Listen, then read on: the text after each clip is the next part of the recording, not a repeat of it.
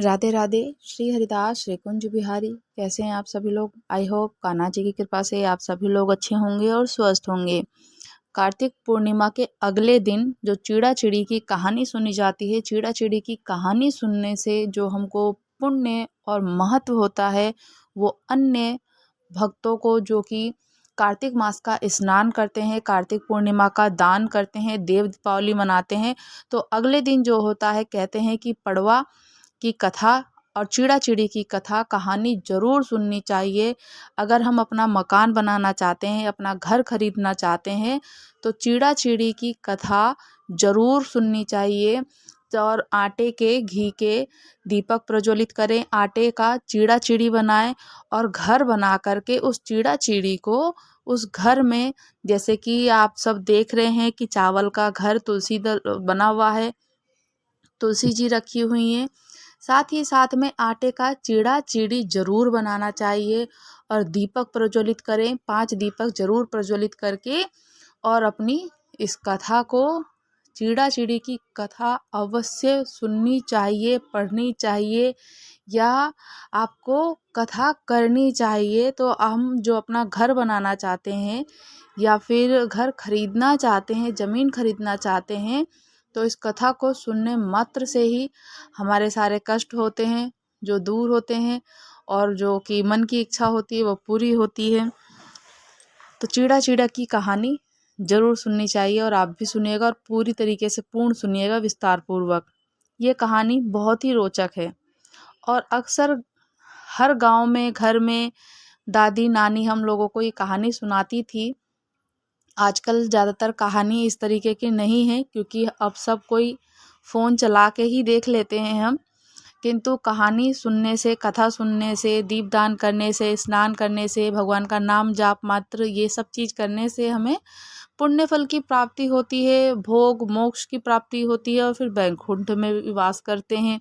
शिव के भक्त शिव जी के धाम कैलाश पर वास करते हैं, हरि के भक्त बैकुंठ में वास करते हैं। तो कथा पढ़नी चाहिए। ये कहानी एक चिड़िया और चीड़े की चतुराई की है।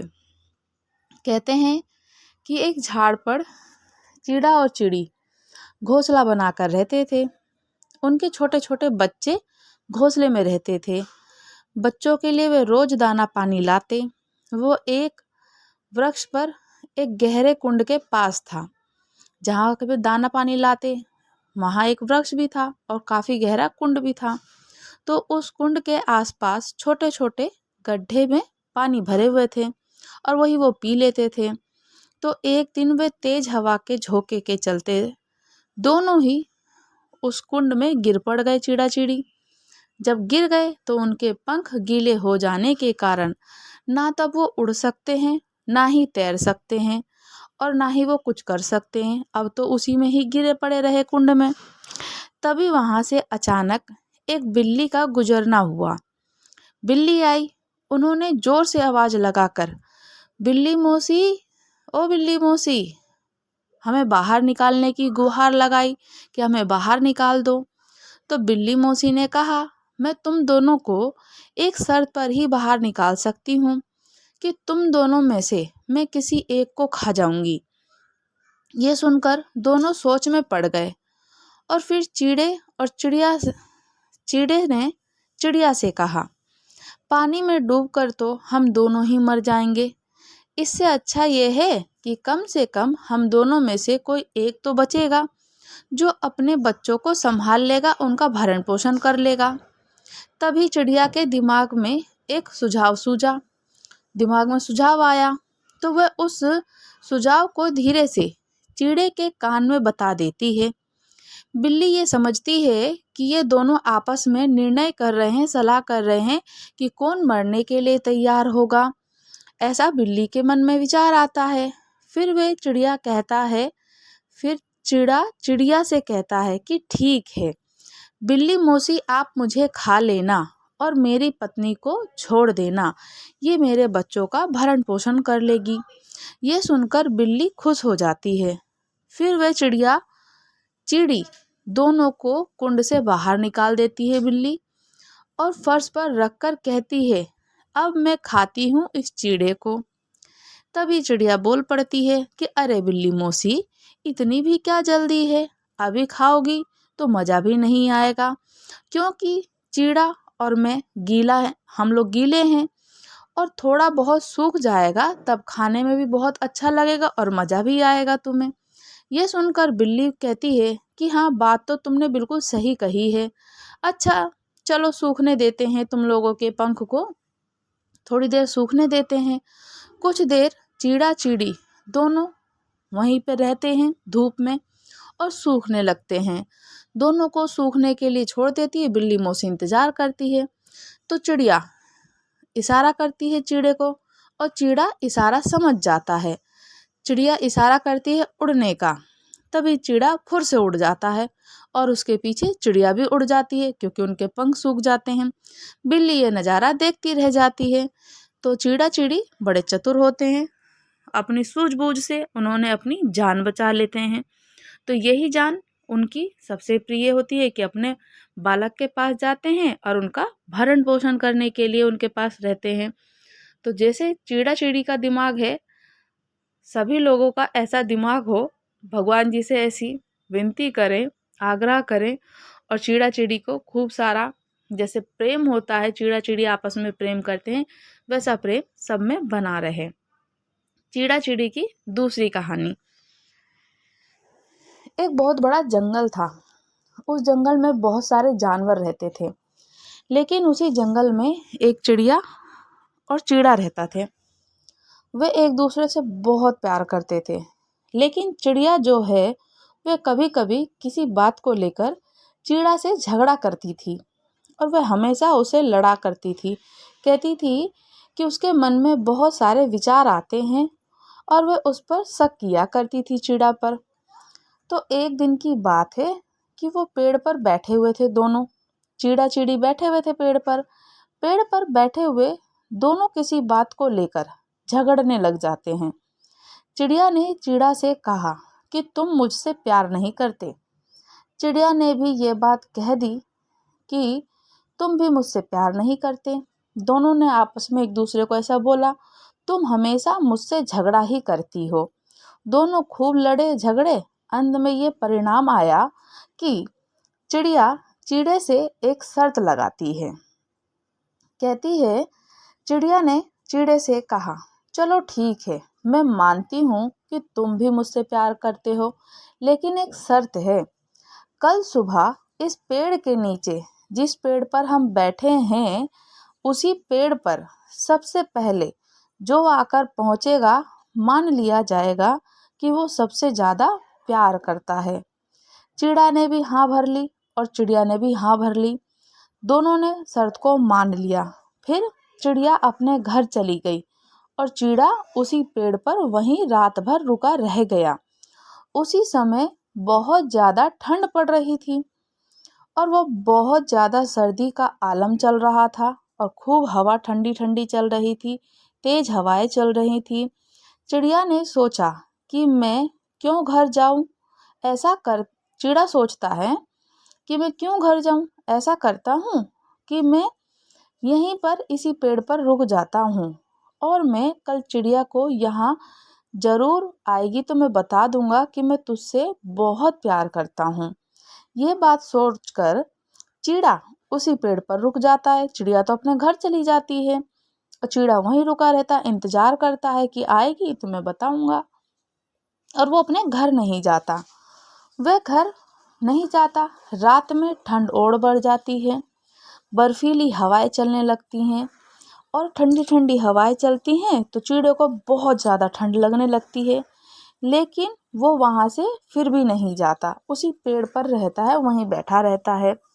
वहीं बैठे बैठे रहता है और चिड़िया के बारे में सोचता रहता है कि कल यहाँ आएगी तो मैं उससे कह दूंगा कि मैं उसे सबसे ज़्यादा प्यार करता हूँ और कल सुबह आएगी तो मैं उसे कहूँगा और वो मुझे यहाँ देखेगी तो सबसे पहले मैं यही कहूँगा कि मैं तुझसे बहुत प्यार करता हूँ। यही सोचता रहा और मुझे देखते ही वो समझ जाएगी। ये बात सोच ही रहा था कि चिड़ा धीरे धीरे रात और बढ़ती गई, ज़्यादा ठंड होती गई, हवा भी चलने लगी, बर्फीली हवा भी चल रही थी। ज़्यादा ठंड बढ़ गई तो अब चिड़ा वो ठंड सहन नहीं कर सका। चिड़ा सहन नहीं कर पाया और उसी वजह से चिड़ा उसी पेड़ के नीचे गिर जाता है और वहीं उसकी मौत हो जाती है। इधर चिड़िया जो है वह रात भर अपने घर तो चली जाती है, पर वो रात भर सोती नहीं है। चिड़िया के बारे में सोचती रहती है, रात भर सोचती है, रात भर जागती है। कहती है कि कल सुबह हो जाए और मैं सबसे पहले उसी पेड़ पर पहुंचूंगी और मैं चिड़े से कहूंगी कि मैं सबसे ज़्यादा तुझसे प्यार करती हूँ। रात भर ये बात सोचकर चिड़िया सोती नहीं है। जैसे ही सुबह होती है, चिड़िया दौड़ी दौड़ी जाती है उस पेड़ के पास। हर तरफ देखती है कि चिड़े का कोई अता पता नहीं, दूर दूर तक कोई अता पता नहीं। तो चिड़िया वहीं बैठ जाती है कि चिड़ा आएगा तो मैं बोलूँगी कि मैं तुझसे बहुत प्यार करती हूँ। चिड़िया मन ही मन बहुत खुश होती है और सोचती है कि आज मैं तो जीत ही गई, मैं तो जीत ही जाऊंगी। चिड़ा आएगा तो वो मुझे देखेगा। आज चिड़े को मैं ये बता दूंगी कि मैं प्यार करती हूँ और वो मुझसे प्यार नहीं करता। इंतजार करते करते 1 घंटा बीत गया। इंतजार करते करते और समय बीत गया। सूरज की धीरे धीरे किरण निकलने आती है और धीरे धीरे हर तरफ धूप छाने लगती है। चिड़िया फिर भी वही इंतजार करती है और देखते ही देखते धीरे धीरे उजाला हो जाता है। लेकिन चिड़े का कोई अता पता नहीं रहता, क्योंकि चिड़ा तो वहाँ पे गिर पड़ा है पहले ही। वह सोच में पड़ जाती है, चिड़िया वहाँ सोच में पड़ जाती है कि आखिर चिड़ा कहाँ रह गया, अभी तक नहीं आया। चिड़िया जब इधर उधर नज़र दौड़ाती है, देखती है कि चिड़ा अभी तक नहीं आया, तो इधर उधर नज़र मारती है तो उस पेड़ के नीचे एक झाड़ी पड़ा होता है। उस झाड़ी को ही देखती है तो उस झाड़ी पर उसी नज़र जाती है, चिड़िया की नज़र जाती है उस झाड़ी पर और देखता है, चिड़िया को दिखाई पड़ता है कि कुछ है वहाँ। जब वह नीचे आती है और बर्फ को हटाती है तो ठंड से चिड़ा पहले ही मर चुका था। वह देखती है कि चिड़ा वहाँ मरा पड़ा हुआ है और बर्फ से उसका शरीर जम चुका है। यह देखकर चिड़िया वहाँ बहुत रोने लगती है और जैसे ही वह थोड़ा और साफ करती है तो क्या देखती है कि वहाँ चिड़ा जो मर जाता है वो मरते मरते ये लिख चुका था कि देख चिड़िया, मैं तुझसे बहुत प्यार करता हूँ। तू तो अपने घर चली गई, लेकिन मैं अपने प्यार को साबित करने के लिए रात भर इस पेड़ पर ही रहा और नतीजा ये हुआ कि मेरी मौत अब होने वाली है। तो याद रखना कि मैं तुझसे हमेशा बहुत प्यार किया करता था और आज भी उतना ही प्यार करता हूँ। तेरी वजह से मैंने अपनी जान की भी परवाह नहीं करी। ये बात जब चिड़िया पढ़ती है तो चिड़िया चिल्ला चिल्ला कर बहुत रोती है, बहुत रोती है। बाद में वह पछताती है कि काश उसने ये शर्त ना लगाई होती और ना ही चिड़ा आज उसे छोड़कर चला जाता। चिड़ा चिड़ी का एक अनोखा बहुत प्रेम है ये। तो चिड़ा चिड़ी जो प्रेम करते हैं उनके प्रेम का संबंध को दर्शाता है। चिड़िया ने चतुराई से अपने चिड़े को उड़ा लिया और चिड़े और चिड़ा दोनों ही प्रेम करते थे, किंतु दोनों ने शर्त लगाई और शर्त में चिड़े की मौत हो जाती है।